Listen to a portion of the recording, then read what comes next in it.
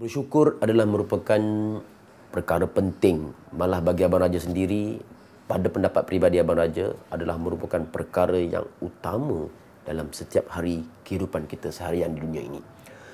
Dalam doa kita contohnya, ya, okey, Abang Raja sering ditanya tentang bagaimana nak menjadi seorang yang berjaya, bagaimana nak murah rezeki, bagaimana nak jadi usahawan yang berjaya, macam mana nak jadi seorang engineer yang berjaya, kenapa doa lama makbul, kenapa susah nak dapat ni, kenapa. Sebenarnya kita sering terlupa satu konsep dalam hidup, itu bersyukur. Dalam doa kita sendiri, contohnya, ya, katakan 2 minit kita berdoa, okey, ataupun 5 minit kita berdoa, paling panjang. Biasanya 4 minit tu kita meminta. 4 minit kita meminta. 1 minit kita minta ampun. Yang kita bersyukur tu kita reti sebut je, tapi kita tak faham. Kita sebut je alhamdulillahirabbil alamin wassalatu wassalamu ala asyrafil anbiya'i wal mursalin. Tapi kita tak rasa daripada hati kita bersyukur. Yang banyak dalam doa kita meminta dan meminta, meminta dan meminta. Allah Subhanahu wa taala berfirman dalam Al-Quran, bersyukurlah kamu jika kamu betul-betul menyembahnya.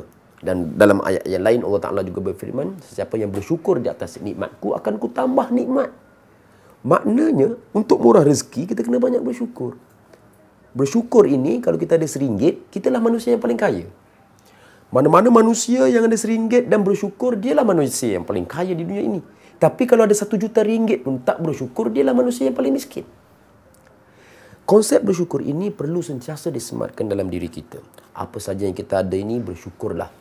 Bersyukurlah kita ada sekolah, bersyukurlah cikgu-cikgu kita lengkap mengajar kita, kerana di tempat lain mungkin keadaan yang lebih sukar. Even kalau kita mengalami perkara-perkara negatif dalam hidup kita, bad things happen pada dalam hidup kita, tetap kita diajar untuk bersyukur. Kerana sesungguhnya mungkin kerana perkara negatif itu pada bagi kita benda itu negatif, mungkin kerana perkara negatif itu yang berlaku pada kita, kerana perkara itu kita telah dielakkan daripada terjebak kepada benda-benda lain yang mungkin lebih memudaratkan kita. Contohnya, terjatuh di kantin sekolah. Ramai pelajar mengatakan benda itu adalah perkara yang amat memalukan. Memang, betul. Tetapi kerana kita terjatuh di kantin sekolah itu, mungkin kerana itu kita dikenali ramai. Dan kerana kita dikenali ramai itu, mungkin satu masa nanti, kita memerlukan orang mengenali kita untuk bertanding jawatan majlis perwakilan mahasiswa di universiti. Kita tidak tahu benda ini. Begitu juga dan dipukul oleh cikgu contohnya. Mungkin kerana kita tak buat kerja sekolah, kita diketuk oleh cikgu. Perkara itu bagi kita mungkin negatif. Tetapi kita panjatkan kesyukuran kepada Allah. Nasib baik cikgu ketuk aku. Sebab dengan ketuk ini aku malu, dan kerana malu ini aku akan bekerja dengan lebih keras. Itulah beza di antara orang yang berjaya dengan orang yang tidak berapa berjaya. Orang yang berjaya ini sentiasa redha dan bersyukur dengan apa yang berlaku dalam hidup dia. Sebaliknya, orang yang tidak redha dan tidak bersyukur, sentiasa merasakan tak cukup di situ, tidak cukup di sana ini, mereka biasanya kelihatan begitu stres, melalui hari-hari yang tidak ceria, melalui hari-hari yang tidak gembira dalam hidup. Bersyukurlah dengan apa yang kita ada. Walaupun girlfriend minta putus, bersyukurlah kerana kita dijauhkan oleh Allah daripada orang-orang yang jahat, orang-orang yang mungkin akan merosakkan kita di masa akan datang. Bersyukur. Bila kita sentiasa bersyukur, ini ketenangan dan kegembiraan itu akan menyelubungi seluruh hidup kita. Kita akan merasakan bahawasanya tidak ada masalah dengan apa saja benda-benda sedih yang berlaku dalam hidup kita. Betapa kuat dan hebatnya sifat bersyukur ini. Seandainya kita tidak mempunyai sifat bersyukur ini, maka akan datanglah dalam hidup kita pelbagai-pelbagai perkara-perkara negatif, termasuk sakit. Kita akan jadi demam. Kita tak bersyukur dengan suatu perkara dan kita tak dapat perkara yang kita inginkan, itu kita jadi stres. Kita jadi demam, kita jadi tertekan, menangis sendirian dan sebagainya. Bersyukur kita ada keluarga yang mana mungkin keluarga ini keluarga yang begitu garang dengan anak-anak.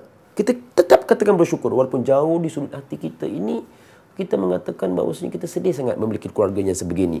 Tetapi kita panjatkan kesyukuran kepada Allah kerana kita masih ada keluarga. Kerana di tempat lain mungkin ada orang lain, beribu-ribu lagi di tempat lain yang sudah tidak ada keluarga. Bersyukur kerana kita dikurniakan ibu bapa yang mana mengajar kita dengan satu teknik pengajaran anak-anak yang garang. Kerana mungkin Tuhan tak akan takdirkan kita menjadi seorang pemimpin negara. Memerlukan jiwa yang tabah, memerlukan jiwa yang kuat. Tuhan takdirkan kita untuk menjadi seorang engineer, ketua jabatan yang hebat suatu hari nanti.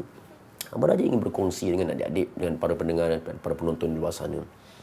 Sebenarnya, every negative events yang berlaku dalam hidup kita contains within it the seeds of an equal or something better.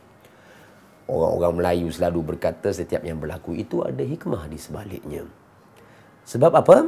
Sebab Allah Ta'ala tidak jadikan suatu perkara itu dalam hidup kita ini untuk begitu saja. Pasti ada sebab. Jadi kenapa perlu kita marah-marah? Kenapa perlu kita rasa tertekan? Kenapa perlu kita rasa sedih? Panjatkan kesyukuran. Apa saja yang Tuhan bagi itu pasti ada hikmah. Dan hikmah itu adalah kesyukuran bagi kita. Kerana Tuhan itu amat menyayangi kita. Abang Raja masih ingat sewaktu kecil. Okay? Abang Raja pernah dibuli di sekolah dan sebagainya. Dan Alhamdulillah apabila kembali ke rumah, apabila mengadu dengan mak dan ayah tidak pernah pun memasukkan elemen-elemen dendam dalam diri. Sebaliknya mak dan ayah bercerita kepada Abang Raja bahawasanya, bersyukurlah kamu selamat. Bersyukurlah kamu tidak cedera teruk. Bersyukurlah ada orang yang tengok. Mereka masukkan elemen-elemen bersyukur itu. Jadi apabila kita membesar, apabila Abang Raja membesar, Abang Raja menjadi seorang merasakan bahawasanya apa saja perkara negatif yang berlaku itu tidaklah seteruk mana. Kerana ianya sebenarnya proses Tuhan melatih kita menjadi manusia hebat di masa akan datang. Bersyukurlah dengan apa saja yang berlaku, nescaya kita akan ditambah lagi pelbagai nikmat lagi di dunia ini dan insya-Allah di akhirat nanti. Bye-bye.